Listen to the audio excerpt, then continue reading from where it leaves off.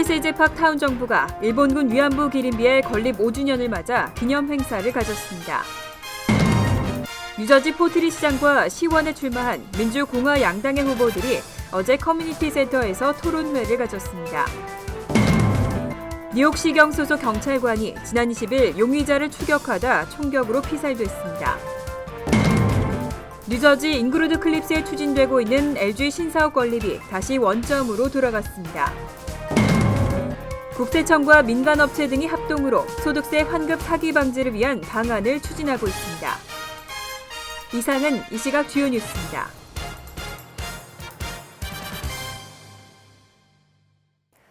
여러분 안녕하십니까? KBN 뉴스입니다. 뉴저지주 팰리세이즈 팍에는 미국 최초로 세워진 위안부 기린비가 있습니다. 이 위안부 기린비는 미 전역 곳곳에 위안부 관련 기린비와 소녀상을 세우는 데 발판이 되는데요. 건립 5주년을 맞아 오늘 팰리세이즈 팍 타운 정부가 기념 행사를 가졌습니다. 금홍기 기자입니다. 지난 2010년 팰리세이즈 팍 도서관 옆에는 일본군 위안부 기린비가 세워졌습니다. 이 기린비가 세워져 미 전역 곳곳에 위안부를 기리는 조형물이 생기는 성과도 이뤘지만 기린비를 지키기 위한 많은 순환도 뒤따랐습니다. 일본 정부는 위안부 피해자들에게 사과는커녕 팰팍 타운을 찾아와 위안부 기린비를 철거하면 타운에 투자를 하겠다는 전방위적인 로비 활동을 펼쳤습니다. 또 일본의 우익단체에서는 말뚝 테러까지 자행하는 파렴치한 행동까지 서슴지 않았습니다. You never would have thought 5 years ago that this small little monument would have made a difference in so many other people's lives other than Palisades Park.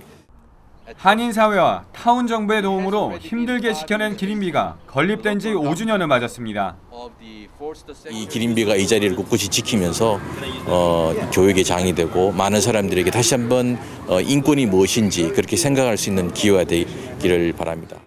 처음 기린비를 건립할 당시만 해도 초라했던 주변 환경이 한 독지가의 노력으로 꽃과 나무로 아름답게 단장됐고 이제는 역사 교육의 현장으로 활용되고 있습니다.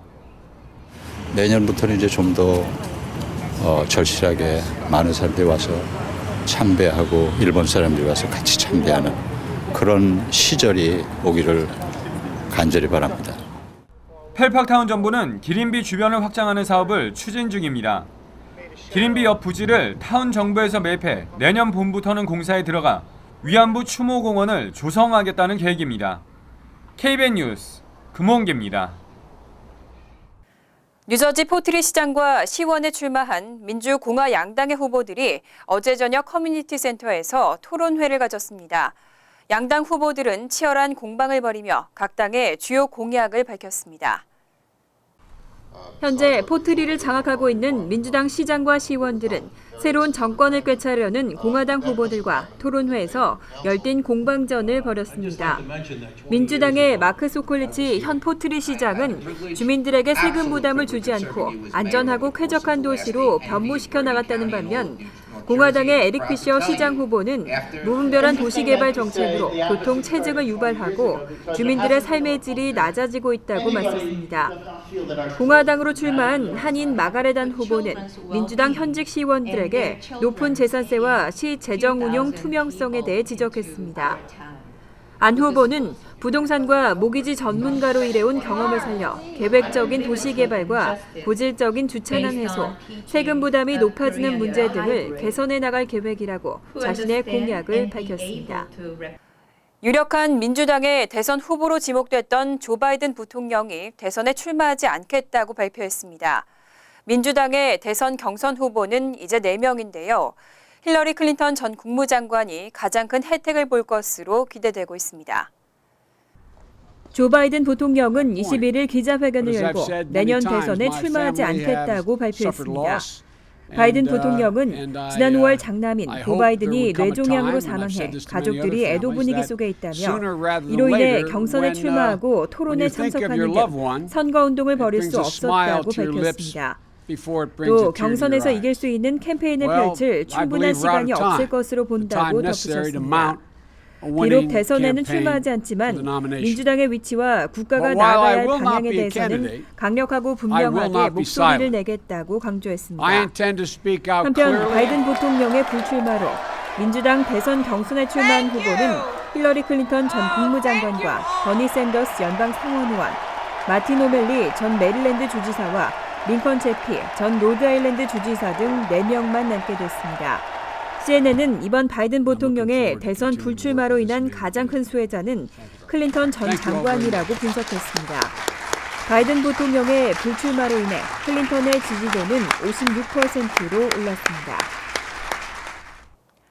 뉴욕시경 소속 경찰관이 용의자를 추격하다 총격으로 피살됐습니다. 지난 11개월간 뉴욕시경에서만 벌써 4명의 경찰관이 근무 중 순직했습니다. 용의자는 현장에서 긴급 체포됐습니다. 지난 20일 오후 8시 30분쯤 맨하튼 이스트할렘 FDR 드라이브 102가에서 무장 강도 신고를 받고 출동한 33살 랜돌프 홀더 경관이 용의자를 추격하는 과정에서 이마에 총격을 입었습니다. 홀더 경관은 할렘병원으로 옮겨졌지만 오후 10시 22분쯤 결국 사망했습니다. 목격자는 현장에서 최소 5발의 총성이 울렸다고 전했습니다. 경찰은 다리에 총상을 입고 도주하던 용의자 30살 타이론 하워드를 현장에서 긴급 체포했습니다. 하워드는 치료를 받은 후 현재 구치소에 수감 중입니다. 윌리엄 브렌튼 시경국장은 홀더 경관은 저소득층 주택 내 범죄를 주로 전담하던 5년차 경찰이었다며 위험을 무릅쓰고 시민들의 안전을 위해 싸우다 목숨을 잃은 것이라고 강조했습니다. 한편 용의자 하워드는 13세부터 범죄를 저지른 심각한 전과자로 이번 사건 당시에는 지난 9월 1일 20대 남성에게 총격을 가한 혐의로 경찰의 추격을 받고 있던 것으로 확인됐습니다. 한편 지난 11개월간 전국에서 101명의 경찰관이 근무 중에 사망했고 이 중 33명은 총격을 당한 것으로 집계됐습니다.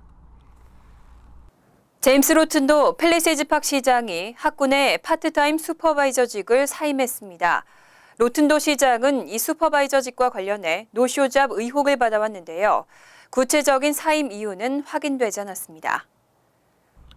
펠파 교육위원회는 21일 제임스 로튼도 시장이 지난 15일 요청한 사임 의사를 만장일치로 승인했습니다.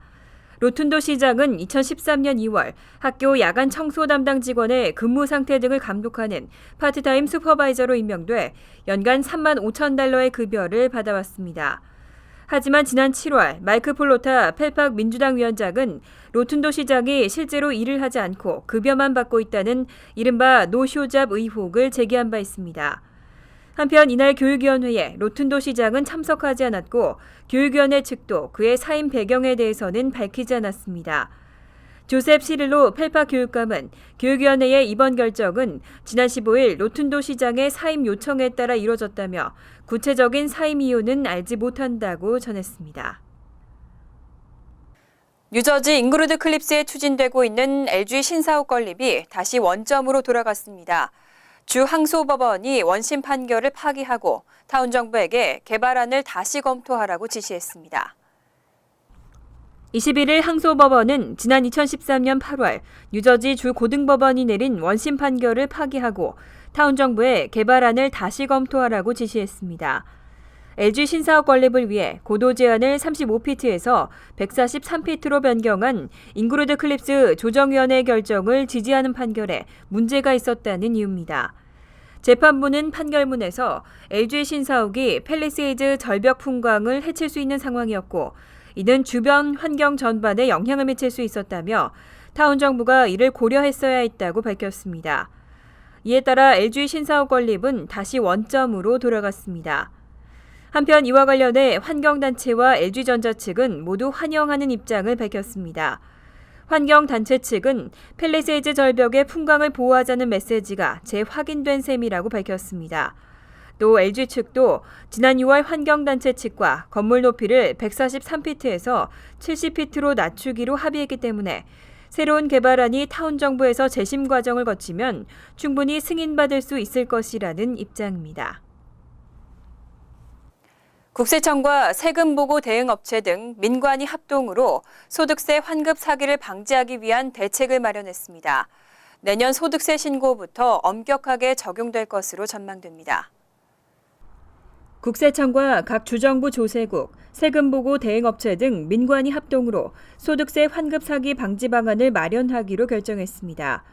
소득세 신고 서류 등을 해킹하고 타인의 신분 정보로 허위 환급을 받는 행위에 대응하기 위한 것으로 내년 소득세 신고부터 적용될 전망입니다.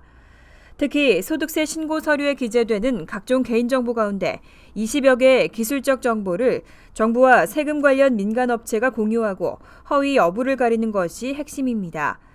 하지만 국세청은 범죄에 악용되는 것을 우려해 구체적으로 어떠한 정보가 활용되고 공유되는지는 밝히지 않았습니다. 존 코스키넨 IRS 국장은 환급 신청 작업이 이뤄진 컴퓨터나 장소에 대한 확인 작업이 진행될 것이라며 정밀한 확인 절차로 어느 때보다 안전한 소득세 신고 처리 과정이 될 것이라고 설명했습니다. IRS는 이번 소득세 환급 사기 방지 방안을 위해 34개 주정부, 20개 민간업체와 양해 각서를 체결한 것으로 확인됐습니다. 앞으로 인천공항의 셀프 체크인 공간이 늘어날 것으로 보입니다. 한국 정부는 인천공항의 출국 과정 전체를 자동화하겠다는 계획인데요. 공항 이용객들의 출국 대기 시간이 대폭 줄어들 것으로 기대되고 있습니다. 한국행정자치부는 지난 19일 116개 공공기관에 정부 3.0 책임관이 참석한 가운데 제1회 정부 3.0 공공기관 협의회를 열었습니다. 이날 행정자치부는 특히 국민 체감도가 높은 185개 정부 3.0 중점 과제를 선정하고 집중 추진하기로 결정했습니다. 대표적인 과제는 인천공항의 출국 전 과정 자동화 서비스입니다.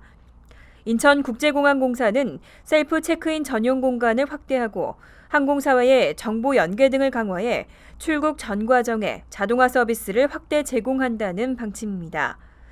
셀프 체크인을 통해 여행객은 항공기 체크인 수속과 좌석 배정, 탑승권 발급 등의 절차를 공항 내 무인 발권기를 통해 진행할 수 있습니다.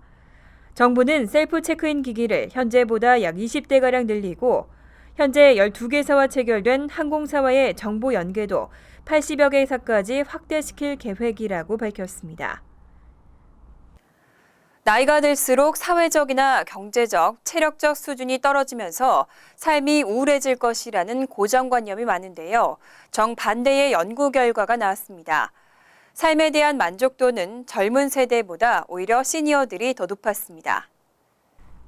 월스트리트저널은 예일대와 NYU, 듀크대 등의 설문조사와 연구자료를 종합해 65세 이상 시니어의 절반이 삶에 만족하고 있다고 보도했습니다.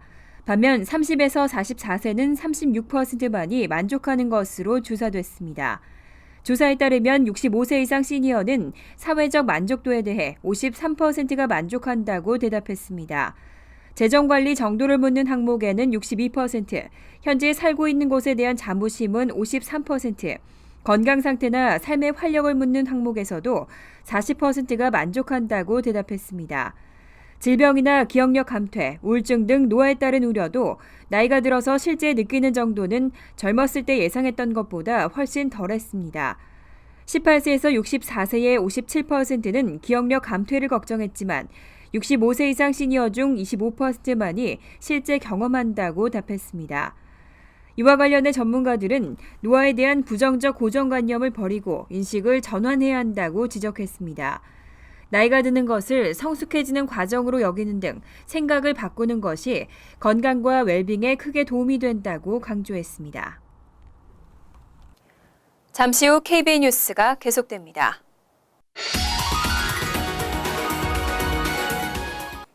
이어서 LA 지역 한인사회 소식입니다.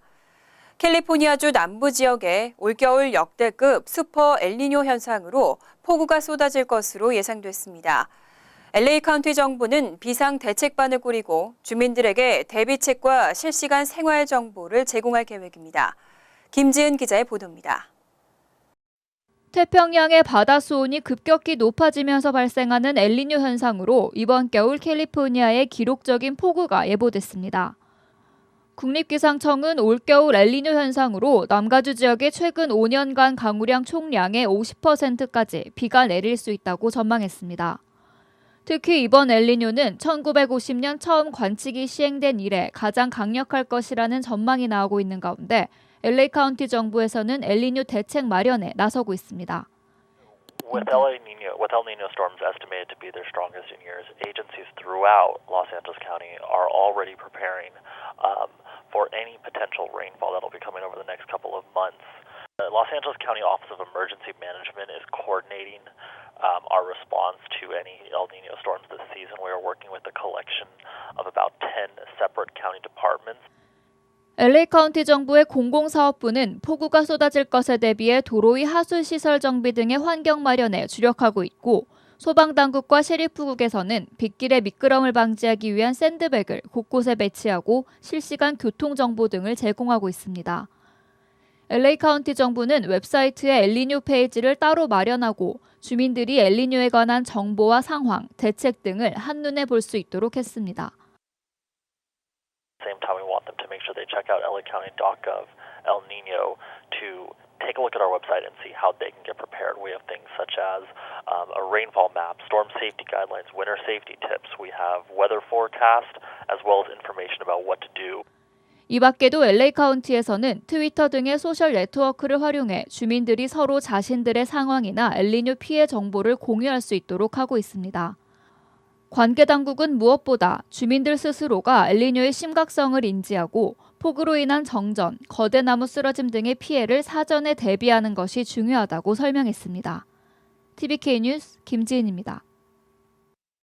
프리웨이에서 운전자 간의 시비가 총격 사건으로까지 번졌습니다. 어른의 싸움에 4살 난 어린 소녀가 총에 맞아 숨지는 안타까운 일이 발생했습니다. 김정근 기자의 보도입니다.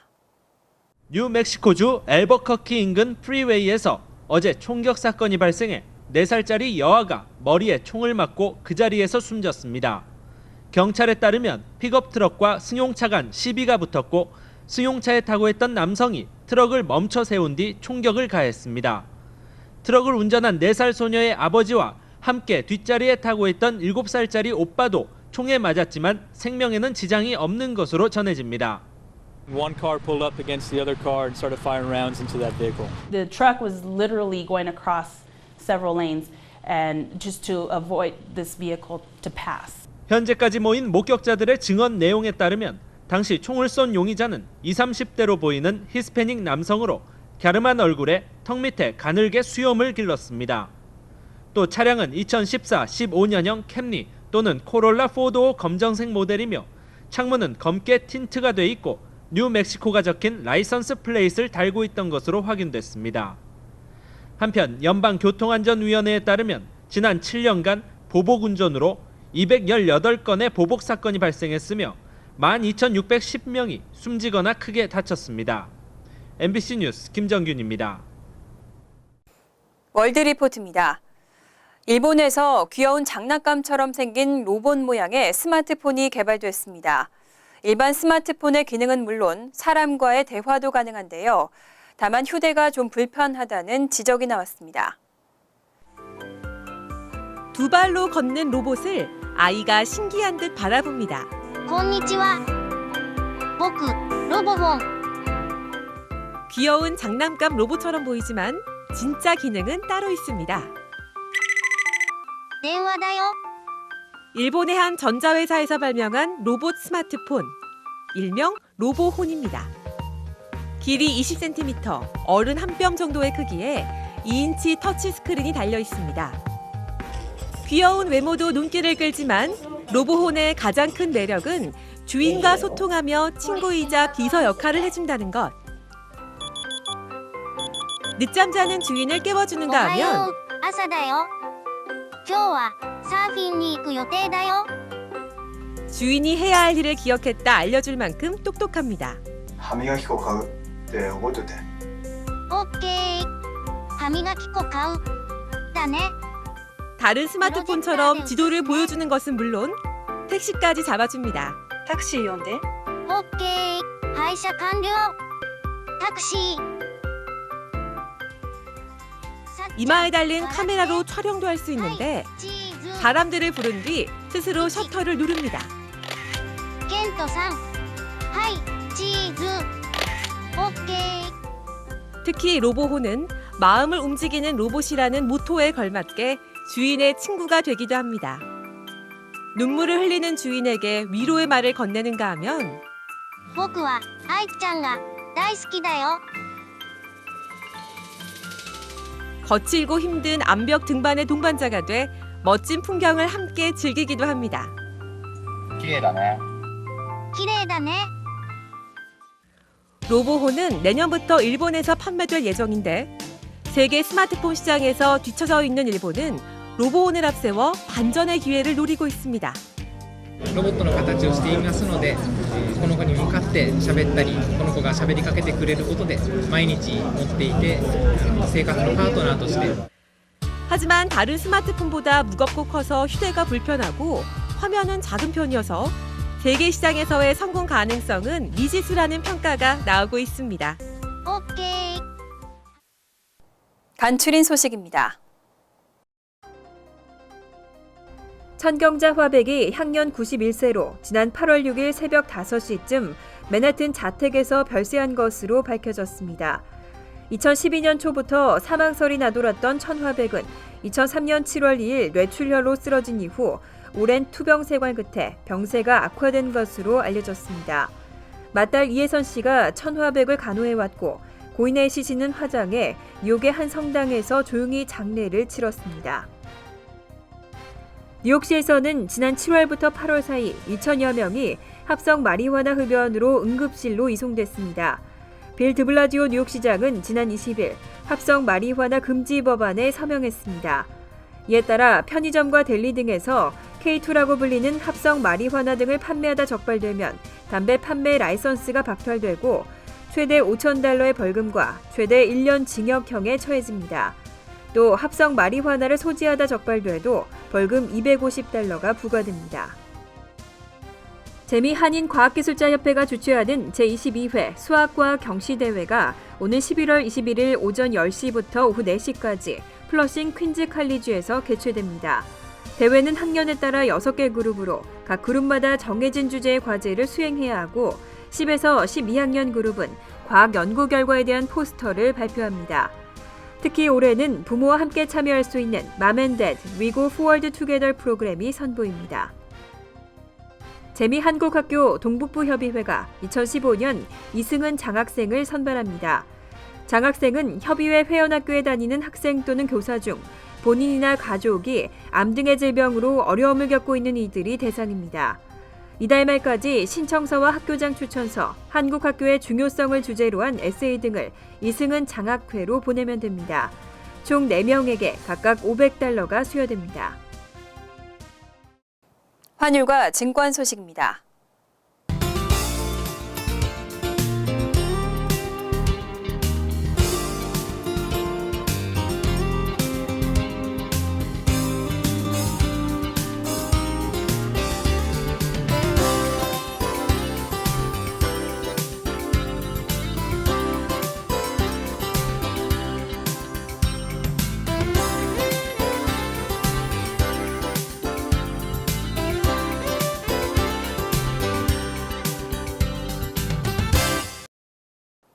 이어서 날씨입니다.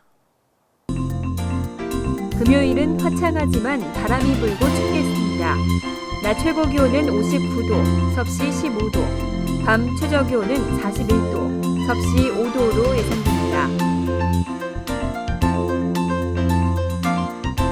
토요일은 가끔 구름이 끼겠고 늦은 밤에는 소나기 오는 곳이 있겠습니다. 일요일은 오전 한때 소나기가 지나고 오후에는 가끔 구름이 끼겠습니다. 이상으로 KBN 뉴스를 마칩니다.